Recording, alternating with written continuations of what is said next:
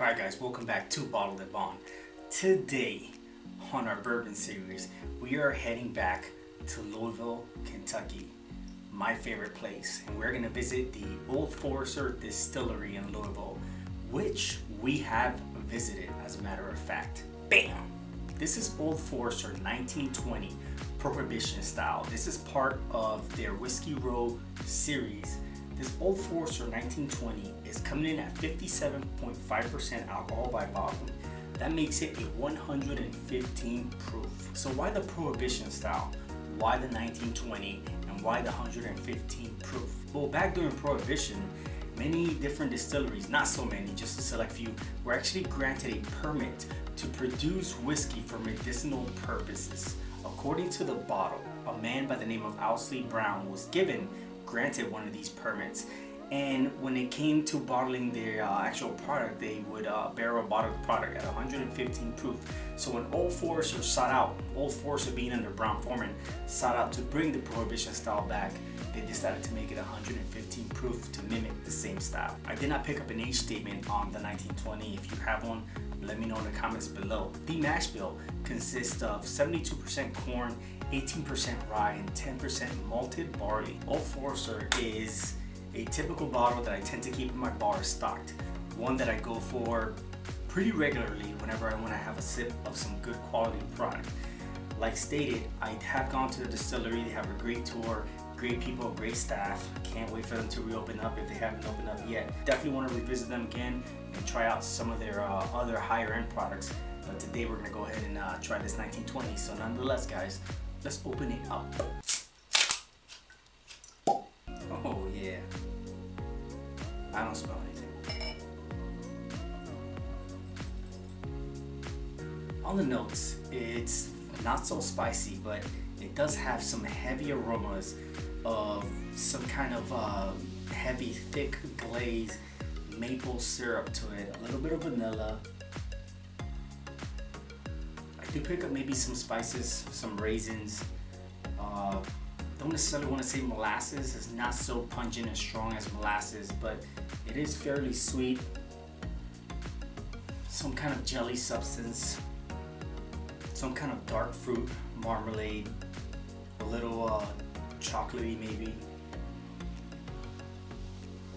Very toffee-like notes. All great notes to the nose. You have to kind of dig deep in there. I appreciate the fact that although 115 proof, the ethanol is not overpowering the nose.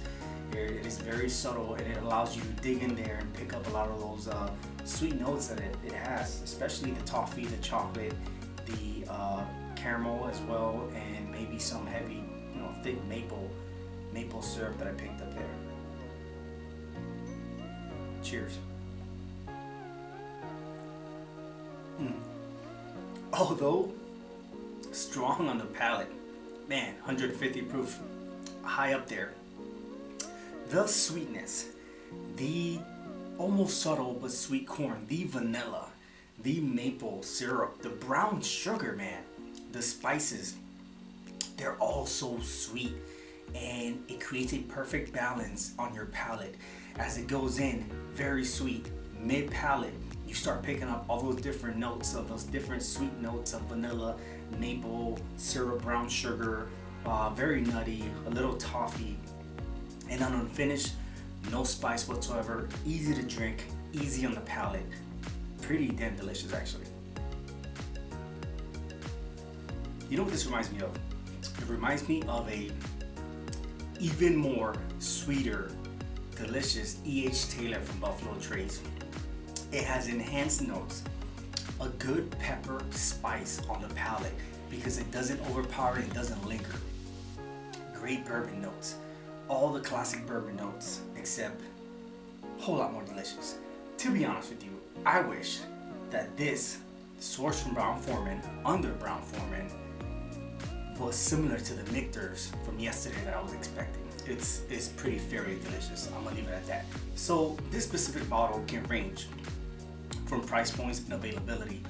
I have been told that it's fairly available, maybe not so much in depth, but it can range anywhere between the high 40s, 50s, 60s, and I hear claims that it's also gone all the way up to 100. I think it's a great whiskey. I think it's a great bourbon. I think this 1920 Prohibition Style may somewhat compare to a Booker's. I've only had the shiny barrel, but coming in at this high proof, the notes and everything that you pick up is very comparable to a Booker's. Don't hate me. If you want to hate me in the comments for me saying that. That's just my opinion, and everybody's opinion on palate is very subjective. Damn right I recommend it. Nonetheless, guys, if you guys have had 1920 Old Forester Prohibition Style, the Old Forester Distillery in Louisville, let me know in the comments below. Let me know which one of the Whiskey World Series you've had and what you've thought. Also, let me know what whiskey I should be trying next here on Bottled and Bond. Smash that like button if you like what you saw. I'm Ozzy. This is Old Forester 1920 Prohibition Style from the Old Forester Distillery in Louisville, Kentucky. And this is Bottled and Bond. Cheers.